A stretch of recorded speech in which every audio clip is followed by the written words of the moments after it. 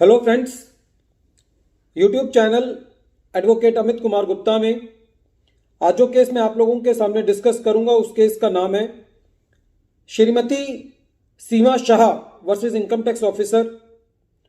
ये case 99 ITR tribunal page number 595 पे report हुआ। मैटर वाराणसी ITAT ने डिसाइड किया और इस केस का जजमेंट 27 मई 2022 को आया। इस केस के अंदर दो इनकम टैक्स के सेक्शंस इन्वॉल्व हैं। सेक्शन 2 क्लॉज 42A जो कि definition of short term capital asset की बात करता है, और सेक्शन 54 जिसके अंदर एसएससी को उसकी रेजिडेंशियल प्रॉपर्टी बेचने पर एग्जम्पशन मिलती है यदि वो property long term capital asset के दायरे में आती है। केस बहुत इंटरेस्टिंग है। एसएससी ने एक लैंड खरीदी करीबन 7 साल पहले, लेकिन जब उसने वो प्रॉपर्टी बेची तो उस प्रॉपर्टी को बेचने के 1 साल पहले उस लैंड को रेजिडेंशियल हाउस में कन्वर्ट किया और उसको रेजिडेंशियल हाउस में कन्वर्ट करने के लिए बिल्डिंग बनाई। जब वो प्रॉपर्टी बेची गई तो एसएससी ने पूरी प्रॉपर्टी पर सेक्शन 54 की एग्जम्पशन क्लेम करी। जब असेसिंग ऑफिसर साहब ने इस मैटर को देखा तो उन्होंने पाया कि लैंड एक अलग चीज है, बिल्डिंग एक अलग चीज है।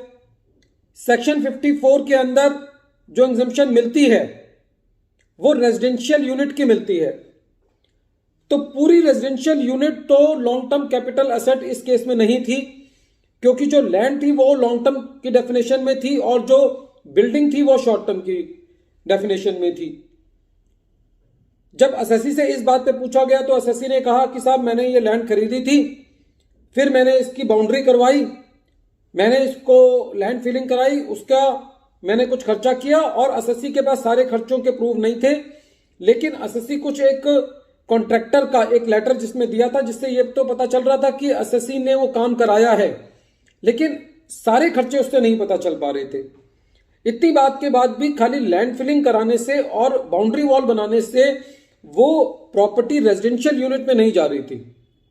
तो असेसिंग ऑफिसर साहब का कहना था कि लैंड के ऊपर लॉन्ग टर्म लगना चाहिए, बिल्डिंग के ऊपर शॉर्ट टर्म लगना चाहिए, और जो एग्जम्पशन मिलेगी वो खाली लॉन्ग टर्म के लिए मिलेगी।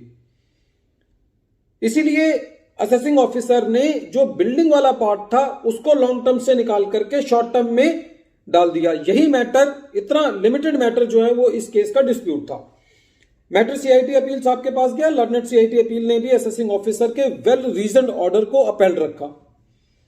जब ये मैटर एसएससी वाराणसी ITAT लेके गया तो ITAT ने भी लर्नेड असेसिंग ऑफिसर और learned commissioner of income tax के ऑर्डर को अपील रखा और ये कहा कि जो सेक्शन 54 है वो खाली लॉन्ग टर्म कैपिटल एसेट के लिए मिलता है। इस केस के अंदर पूरी रेजिडेंशियल यूनिट लॉन्ग टर्म नहीं है।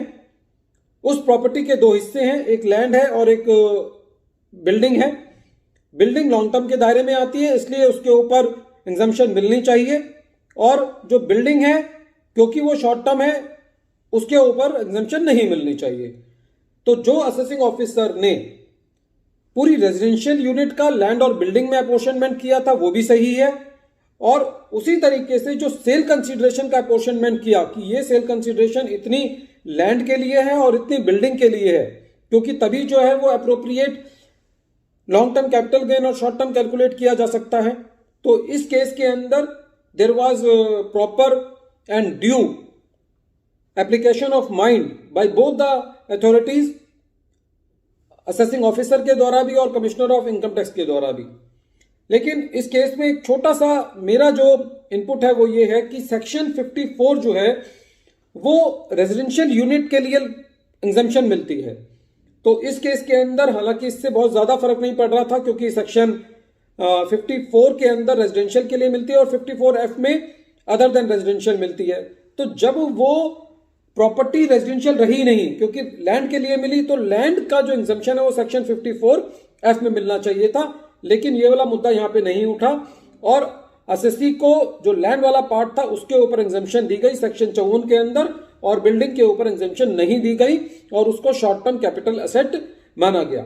वीडियो के अंत में एक बार फिर मैं केस का नाम रिपीट कर रहा हूं। केस का नाम है Shrimati Seema Shah versus income tax officer, और ये case for 99 ITR tribunal page number 595 पे रिपोर्ट हुआ।